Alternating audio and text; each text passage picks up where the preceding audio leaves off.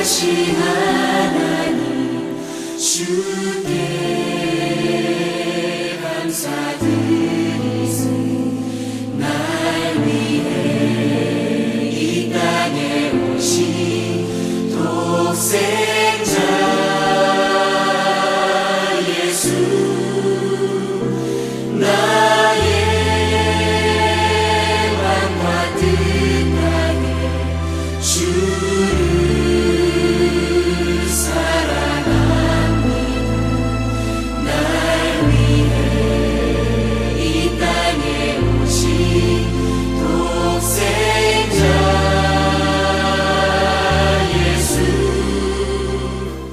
성도 여러분 안녕하십니까? 안녕하십니까? 행복하고 즐거운 안식일입니다. 네. 지난 화요일까지 매우 추운 날씨였는데 수요일부터 되기 시작하니까 이제 날씨가 굉장히 급상승해서 아주 더워졌습니다. 오늘은 29도, 30도까지 막 온도가 올라가는 그런 시간이 되었는데 이렇게 기온이 갑작스럽게 이렇게 급변할 때는 또 건강 관리를 잘 하셔야 될 것 같습니다. 그래서 몸 관리를 잘 하셔서 또 건강한 모습으로 교회에서 뵐 수 있게 되기를 바라겠습니다. 네. 오늘 저녁에는 우리 요한복음 5장에 있는 말씀을 저희들이 함께 살펴보도록 하겠습니다. 요한복음 5장의 내용에는 베데스다 연못가에서 예수님을 만난 한 중풍 병자에 관한 얘기가 등장을 합니다. 제가 삼랑진에서 목회를 할 때 저희 교회 한 여집사님 댁에서 가까운 곳에 살고 계시는 어르신 두 분이 계셨습니다. 두 어르신들이 계셨는데 할아버지가 중풍에 걸려가지고 몸의 오른쪽 편이 다 이렇게 마비가 되었습니다. 그래서 얼굴도 오른쪽이 마비되었고 손과 팔도 오른쪽만 마비가 되었고 발과 다리도 오른쪽이 마비가 되었습니다. 그래서 걸을 때도 지팡이를 짚고 걸으시는데 한쪽으로 갸우뚱 거리시면서 걸으시고 식사를 하실 때에도 한 손만 움직이시면서 식사를 하셨습니다. 그래서 생활에 너무 불편한 것들이 많았기 때문에 저희 그 동네에 가까이 사시는 집사님께서 그 가정을 방문해서 매일 맛있는 반찬도 해서 갖다 드리고 또 청소할 게 없나 보시고 집이 좀 더러워지셨으면 청소도 해드리고 여러 가지 가정 일을 도와드리고 이제 교회 집사님께서 방문을 하시면은 그 할아버지 댁을 저희들이 같이 방문을 하게 되었는데 가서 이제 여러 가지 할아버지의 살아오신 얘기들을 들어보니까 이 할아버지께서 지금은 그렇게 거의 반쪽이 다 중풍이 되셔가지고 아무것도 하실 수 없는 형편이 되어 버렸었지만 젊으셨을 때는 형사 출신이셨어요. 형사 출신으로 아주 범죄 수사를 잘했던 그런 분이셨는데 중풍에 걸려서 모든 것을 접고 이제 시골에 오셔서 할머니와 단둘이서 이제 마지막 시간들을 보내면서 치료를 하고 계시는 그런 분이셨습니다. 그래서 젊었을 때 굉장한 이 한마디로 힘과 이 수사 능력과 이런 걸 가지고 이 범죄 세력을 이렇게 꽉 붙잡고 있던 그런 분이 이제 아무것도 할 수 없는 몸의 한쪽 편이 마비되면서 그 누군가에게 자신의 삶을 의존해야 하는 그런 형태로 살아간다는 것이 너무 할아버지에게는 막 답답하고 힘들고 심적으로 고통스러운 그런 것 같았어요. 얘기를 하실 때 막 가슴을 툭툭 치시더라고요. 젊으셨을 때 얘기를 하시면서 굉장히 이제 사람들 앞에서 자신의 그런 모습을 이렇게 한다는 것 자체가 자존심이 상하고 괴로운 인생이 되었다라고 그렇게 저희들에게 얘기를 해 주셨습니다.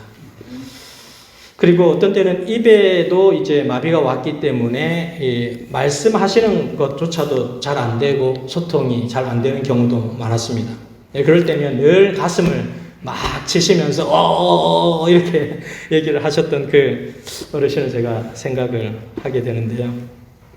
그래서 우리 교회 집사님들과 여러분들이 가정에 정기적으로 방문을 해서 집안을 치워드리고 또 필요한 것들이 있으면은 뭐 고쳐드리기도 하고 간단한 것들을 이렇게 많이 도와드리고 그렇게 했는데 전도회 때 이제 그렇게 저희들이 관심을 가지고 사랑을 주고 이렇게 하시니까 두 부부가 전도회 때 오셔가지고 하나님의 말씀을 듣고 계속해서 교회에 참여하시게 되고 또 목사님을 모시고 전도회를 했던 그 한 주간 동안 또 믿음의 고백을 하셔가지고 저희 제7안식일 예수재림 교인이 되셨습니다.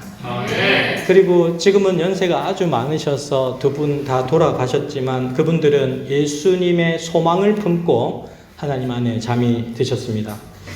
저는 오늘 제가 삼랑진에서 만났던 그 할아버지와 비슷한 질병을 알았지만 훨씬 더 그 증세가 심각했던 한 분을 여러분들에게 소개해 드리려고 합니다. 요한복음 5장 1절에서 2절 말씀해 보시면 그 후에 유대인의 명절이 되어 예수께서 예루살렘에 올라가시니라. 예루살렘에 있는 양문 곁에 히브리 말로 베데스다라 하는 못이 있는데 거기 행각 5이 있고 그 안에 많은 병자, 맹인, 다리 저는 사람, 혈기 마른 사람들이 누워 물의 움직임을 기다리니 이는 천사가 가끔 못에 내려와 물을 움직이게 하는데 움직인 후에 먼저 들어가는 자는 어떤 병에 걸렸든지 낫게 되밀어라. 거기 38해 된 병자가 있더라. 이렇게 성경 기록을 하고 있습니다. 이 요한복음 5장 5절에 의하면 그분은 38년 된 중풍병자였다라고 기록을 하고 있습니다. 38년이라고 하는 긴 세월 동안 자신의 중풍병이 낫기 위하여 발버둥을 쳤지만 결코 낫지 않아서 불쌍한 현재 상태로 계속 살아가고 있는 한 사람의 모습을 우리에게 보여줍니다. 중풍병이라고 하는 것은 뇌졸중을 의미하는 것인데 갑자기 뇌동맥 장애에 의해서 신경과 의식의 운동 마비가 일어나는 그런 모습으로 반신불구가 되어서 손발이 마비되는 그런 질환이 중풍병입니다. 오늘 본문에 등장하는 이 사람은 자신의 중풍병을 고치기 위해서 여러모로 노력을 하였을 것입니다. 많은 의원들을 찾아가고 많은 도 같은 의사들을 찾아갔을 것입니다. 그러나 결국 치료비만 날리고 병은 낫지 않고 병세는 더욱 악화되어 그런 과정 가운데서 적어도 나의 삶을 어디에다가 맡겨놓아야 될까라고 하는 그런 생각을 하면서 이제 그가 38년의 시간을 버텨온 것입니다. 사람이 오랫동안 질병이 지속되게 되면 신체도 약해지지만 또 무엇도 약해집니까? 마음도 약해지게 됩니다. 나는 중풍병에 걸려서 아무것도 못해. 이것도 못하고 저것도 못해. 이것도 집을 수가 없고 저것도 집을 수가 없어. 나는 그런 마음 가운데에서 육체만 쇠해지는 게 아니라 마음도 점점점 쇠퇴해지면서 자신의 생각이 자기가 할 수 있는 것보다 훨씬 더 못한 인생을 살아가게 됩니다. 그래서 누워서 이제 점점 활동력이 줄어들었고 뛰지 못하다가 걷지 못하게 되고 걷지 못하다가 앉아 있을 수도 없게 되고 앉아 있을 수 없다가 누워 있을 수밖에 없는 그런 인생으로 전락해 버리는 것입니다. 그래서 그는 날마다 누워서 일어나 앉지도 못한 상황 가운데서 이제 죽을 날만 손꼽아 기다리면서 살아가는 그런 신세가 되었습니다. 그는 정말 그토록 가고 싶었던 예루살렘 성전에도 올라가지 못하고 38년의 긴 시간들 동안 성전 입구 근처에서 이제 그의 시간을 보내게 된 것입니다. 그래서 집안에 무슨 친척들의 경조사가 있어도 한 번도 가볼 수 없는 그런 형편이었고 다른 이웃들이나 가족들이 여름이 되면 휴가를 받아서 같이 여행을 가서 즐거운 시간을 보내야 하는데 그런 시간도 가질 수 없는 그런 안타까운 시간을 보내고 그는 누워서 숨 쉬는 것 외에는 아무것도 할 수 없는 그런 인생이 되었습니다. 누워서 어떤 생각을 했을까요, 그분이? 왜 나만 이런 고통을 당하는 거지? 왜 나에게만 이런 고통이 오는 거지? 내가 무슨 죄를 지어서 나에게 이런 형벌이 오는 거지? 난 도대체 왜 태어난 거지? 라는 그런 한숨 섞인 그런 생각들과 그런 어투의 말들이 쏟아져 나왔을 것입니다. 어쩌면 바로 욥이 느꼈던 그런 심중의 괴로움을 이분도 하며 평생을 살아가지 않았을까? 나는 저주받은 인생이구나. 38년간의 긴 세월 동안 이 아픔을 치유하기 위해서 노력해 보았지만 그것이 모두 수포로 돌아갔던 그런 자신의 삶을 보면서 그는 저주받은 인생임을 생각하고 있었을 것입니다. 이런 고통스러운 삶의 현장에서 탈출하고 싶어서 그는 많은 노력을 해 보았지만 그 모든 노력이 수포로 돌아갔던 어느 날 귀에 번쩍 뜰 만한 희망의 소식을 듣게 됩니다. 예루살렘 성 안에 베데스다라고 하는 연못이 있는데 그 연못의 물이 가끔씩 진동을 일으키면서 부글부글 끓어오는 때가 있는데 바로 그때 천사가 내려와서 그렇게 사인을 주면 제일 먼저 들어가는 사람이 질병이 어떤 질병에 걸렸어도 다 낫는다는 소문을 듣게 된 것입니다. 이 38년 된 환자의 마음속에 어떤 마음이 들었을까요? 야, 맞아, 저거다. 내가 저기만 가면 살 수 있겠다. 라고 하는 그런 확신이 들었을 것입니다.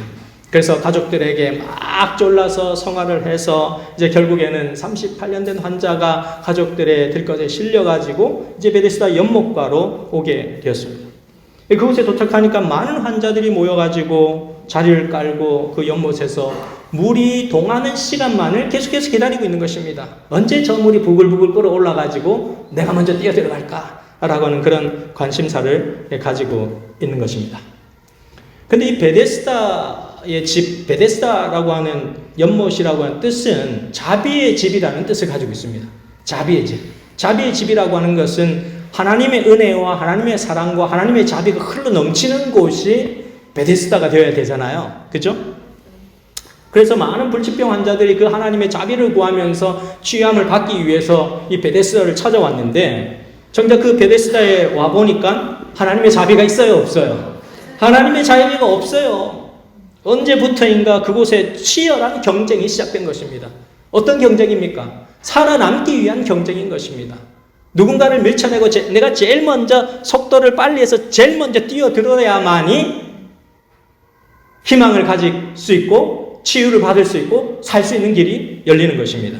그렇기 때문에 동병상련의 정은 없어지고 치열한 전쟁터로 변해버린 곳이 베데스다 연못이 되어버린 것입니다. 원래 하나님께서 계획하신 것은 그곳은 누구나 와서 아프고 힘든 사람들이 와서 요양을 하면서 그곳에서의 아름다운 정경을 보고 치유함을 얻고 자연적인 수치료의 개념을 통하여서 몸이 회복되도록 계획된 것이 베데스다 연못이었었는데 그 베데스다 연못 자비의 집이 무자비한 집으로 변경되어 버린 것입니다. 그곳은 하나님의 은혜를 구함으로써 정말 어떤 사람이든지 와서 쉼을 누릴 수 있는 그런 곳이 되었어야 하는데 그런 곳이 하나님의 자비를 잃어버린 무자비한 집이 되어버린 그런 형편에 놓여 있는 것입니다. 얼마나 절망적인 순간에 절망적인 장소에 절망적인 생각을 갖고 이 38년 된 환자가 있는지를 우리는 보게 되는 것입니다. 그런데 이런 절망적인 상황에 이 절망적인 사람을 찾아오시는 분이 계시는데 그분이 바로 예수 그리스도이십니다. 이 베데스다 연못은 그 당시 사람들이 예루살렘에 들어오기 전에 마치 양을 미리 준비하지 못한 사람들이 성전에서 이제 속죄를 위하여 드릴 그런 양을 사고 파는 장소가 양문인데 그곳 옆에 위치한 곳이 이 베데스다 연못이었습니다. 오늘날 예루살렘 성 동쪽 스데반문 안쪽 가까운 곳에 소재를 하고 있습니다. 그러면 왜 이 베데스다 연못의 물은 하루에 몇 번씩 동하는 일이 발생했을까요?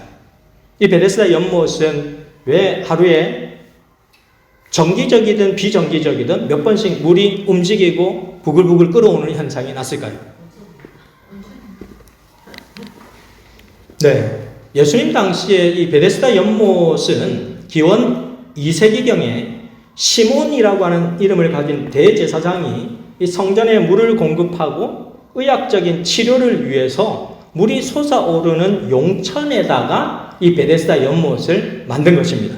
그래서 길이 55피트, 넓이 12피트, 미터로 하면 16.7m, 넓이는 3.7m 이런 규모로 이 베데스다 연못을 만들어 놓았습니다.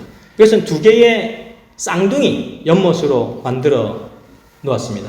그렇게 설계가 되어 있었기 때문에 그런 목적으로 연못이 만들어졌기 때문에 이 베데스다 연못은 하루에 몇 번씩 물이 부글부글 끓어오르는 것이 이미 예정되어 있는 거예요. 네. 그렇게 되어 있는 곳에 그 연못을 만들어 놓은 것이기 때문에 그러니까 이 당시에 사람들의 지식도 그러한 수치료를 통하여서 사람이 가진 어떤 질환의 어떤 요소들이 회복될 수 있다는 사실 수치료 개념이 이미 그들도 가지고 있었다는 것이죠. 그래서 이 베데스다 연못은 오늘날 가보면 연못 가장자리에 기둥이 4개가 있고 또 중앙에 1개. 그래서 성경에 기록된 것처럼 5 행각이 있었더라라고 하는 것과 아주 일치되는 그런 고고학적 증거가 있습니다. 1888년 고고학자 헤르 쉬크라고 하시는 분이 이 베데스다 연못의 모든 유적들을 다 확인함으로 인하여서 성경에 기록되어 있는 이 요한복음 5장의 기록이 사실이라는 것을 증명하게 되었습니다. 자, 그렇다면 왜 물이 동할 때 제일 먼저 뛰어들면 낫는다라고 하는 그런 전설이 생겨나게 되었을까요?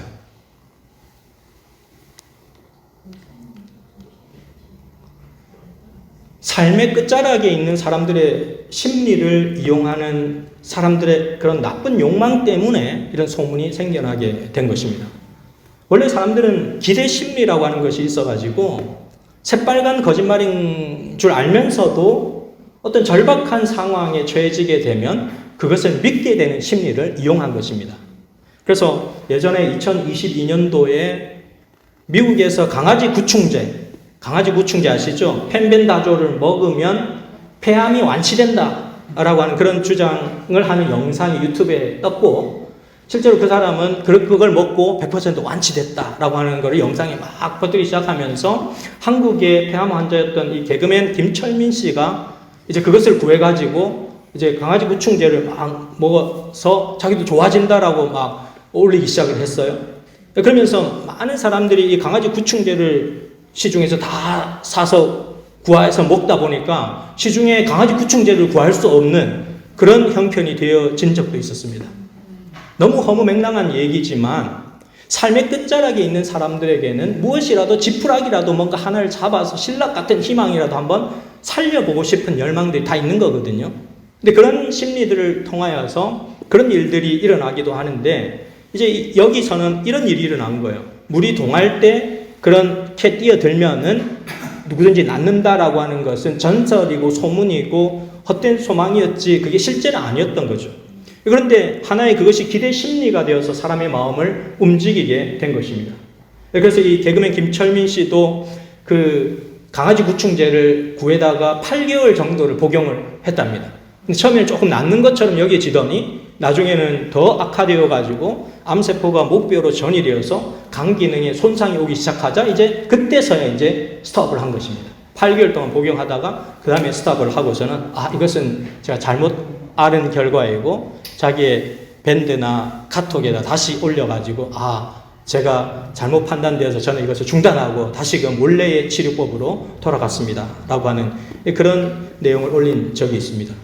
누가 어떤 사람이 제일 먼저 그런 얘기를 퍼뜨렸는지 몰라도 베데스다 연못에 천사가 내려와서 가끔씩 물을 움직이는데 그때 누구든지 뛰어 들어가면 누구든지 낫게 된다라고 하는 이런 헛된 소문을, 허무맹랑한 소문을 퍼뜨린 것입니다.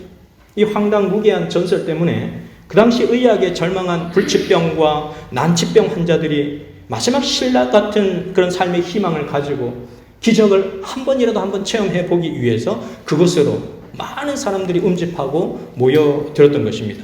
어떤 이는 들것에 실려서 또 다른 이는 다른 사람의 등에 업혀서 죽을 힘을 다해서 모든 것을 다 걸고 그곳으로 그들이 달려온 것입니다. 그래서 이 베데스다 연못가에는 요술적 치료를 믿고 마법적 치료를 믿는 헛된 기적의 소망을 안고 그것을 찾아온 사람들로 북적북적되기 시작했어요. 그런 환자들이 수없이 많은 사람들이 이 38년 된 환자뿐만 아니라 다른 이들도 몰려와 있었습니다.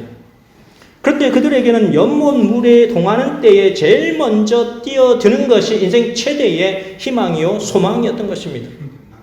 그런데 그 물이 부글부글 끓기 시작하는 그때에 모든 사람들의 시선이 거기에 다 초점이 맞춰지고 모두가 다 들려들기 때문에 피 터지게 싸우며 생존 경쟁을 일으키는, 마치 우리가 병원의 중환자실에 모였는데 이 중환자실에 정말 사람들이 다 죽어가는데 서로가 서로를 불쌍히 여기면서 서로가 모두 공동체적으로 다 살기 위해서 노력을 해야 될 것인데 서로가 밀치면서 내가 먼저 들어겠다고 피 터지게 싸우는 현장이 되었다는 것입니다.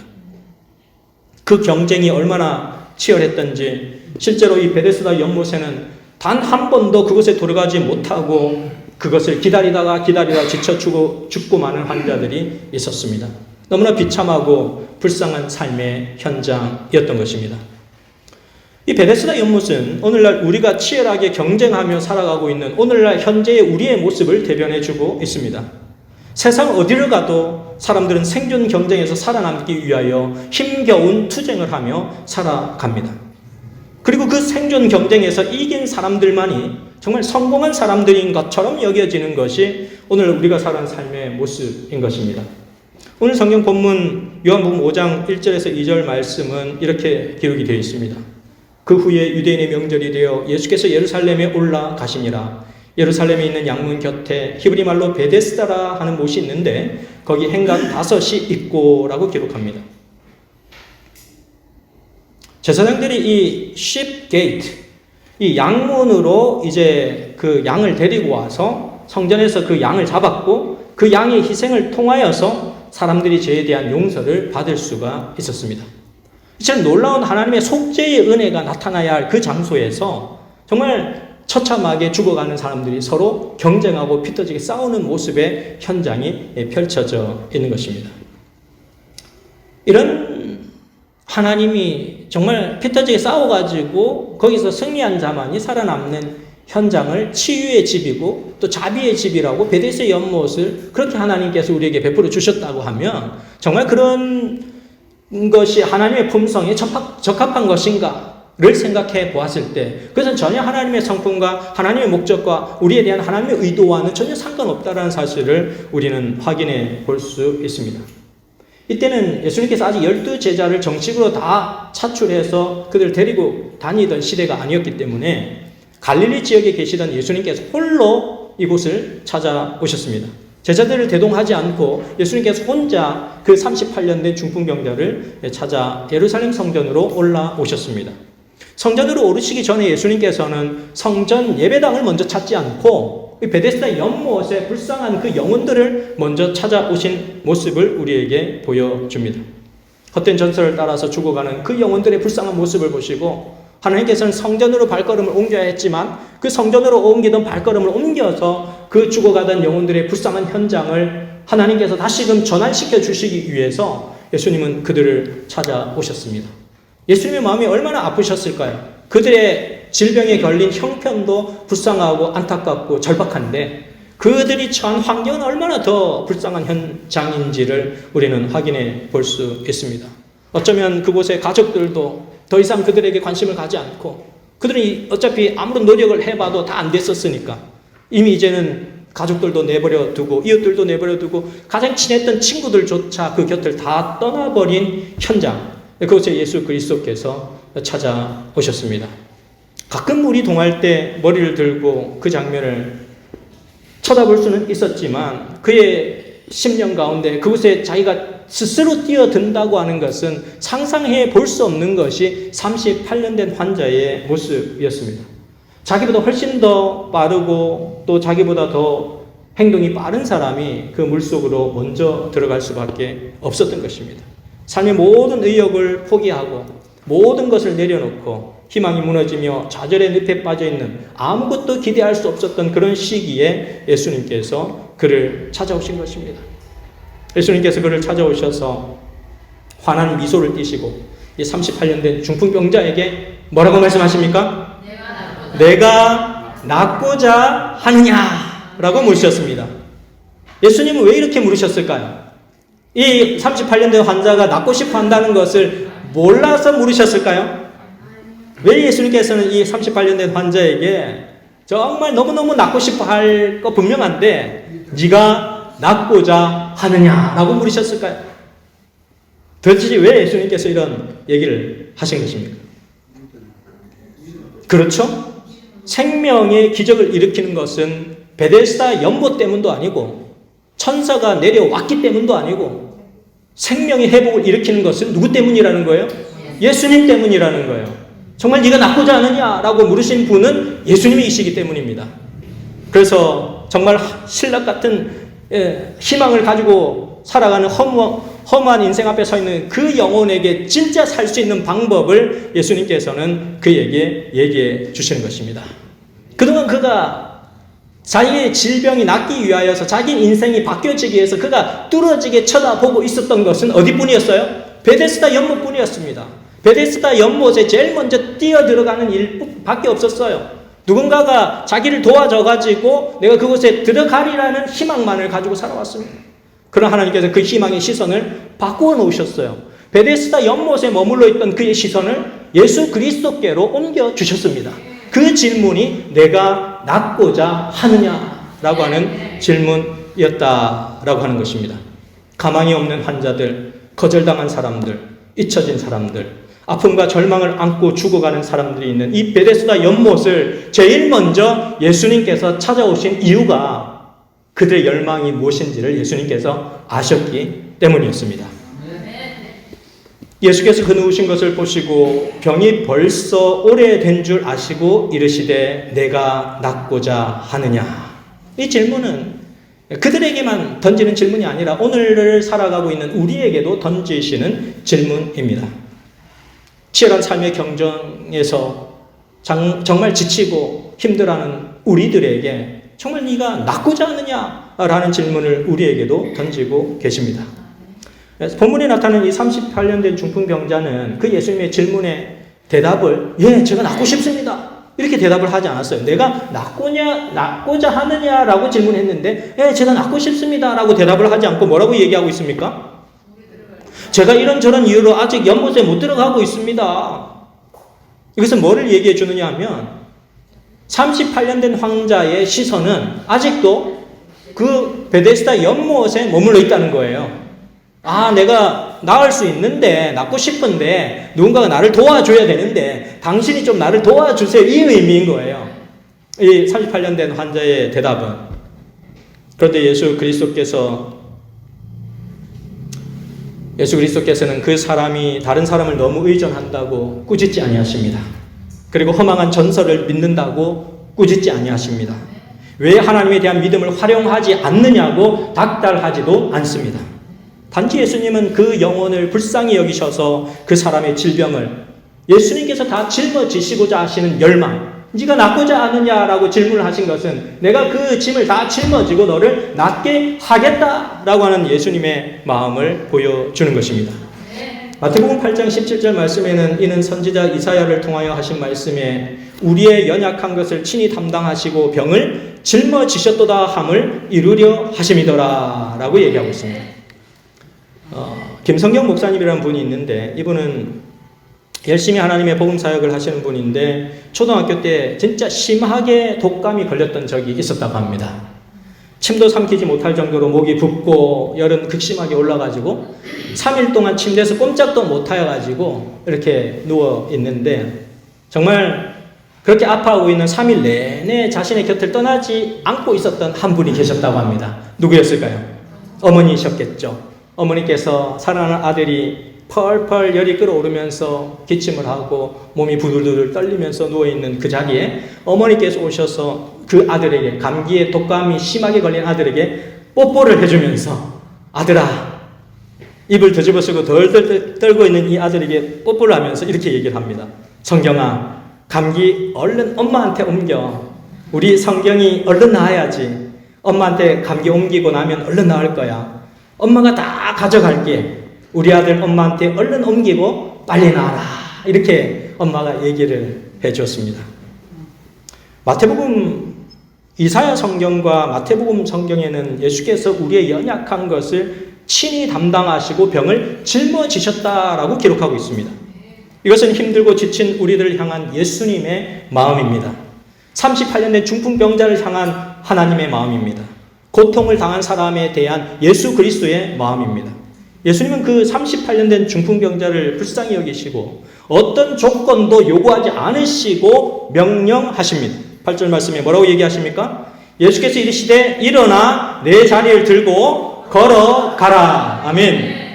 예수님은 이 38년 된 환자에게 가장 필요한 것이 무엇인지를 아셨습니다. 그것은 그를 연못 안으로 재빨리 데려다 주는 것이 아니었습니다. 그가 정말 예수님이 어떤 분이신지를 알게 하는 것이 그 38년 된 환자에게 가장 필요한 것이었습니다. 예수님은 그에게 일어나 내 자리를 들고 걸어가라 라고 말씀하셨습니다. 예수님께서는 그 베데스다 연못에 들어가지 않아도 나을 수 있는 길을 그에게 알려주신 것입니다. 누구를 바라보면 살 수 있는 겁니까? 예수님을 바라보고 예수님을 의지하면 그가 살 수 있다는 사실을 그에게 알려주신 것입니다. 치열한 경쟁을 할 필요가 없습니다. 누구의 눈치를 볼 필요도 없습니다. 누구의 도움을 의지할 필요도 없습니다.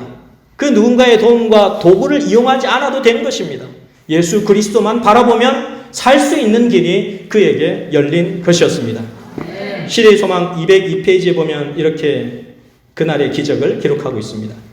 그는 단순히 일어나 내 자리를 들고 걸어가라 라고만 말씀하신다.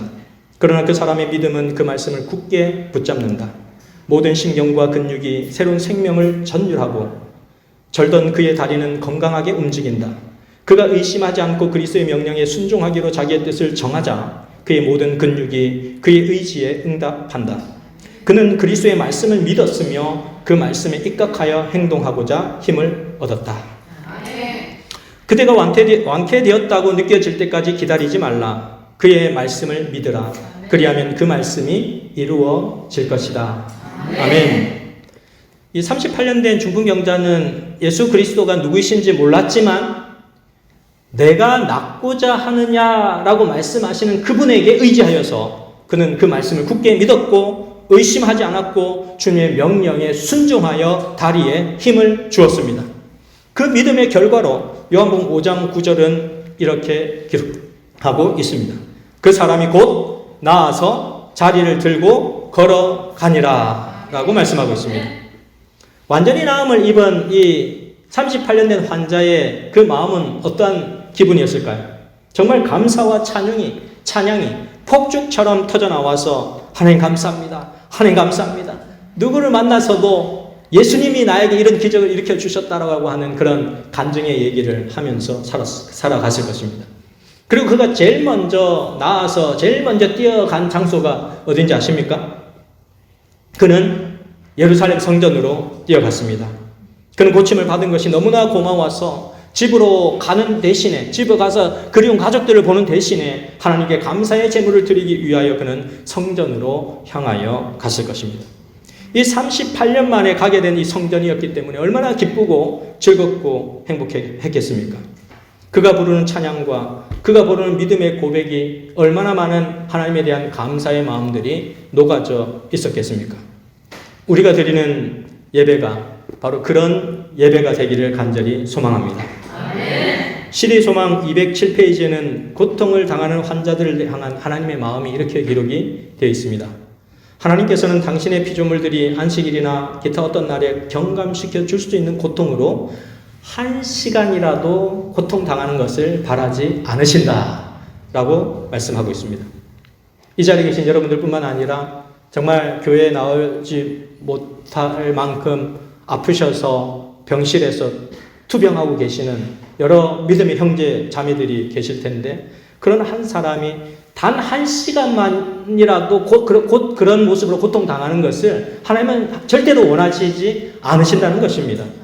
하나님은 어떤 방법을 써서라도 여러분의 고통을 경감시켜 주시기를 갈망하신다는 사실입니다. 예수님께 여러분들의 모든 아픔과 고통을 내어 맡기시는 여러분들이 되시기를 간절히 바라겠습니다.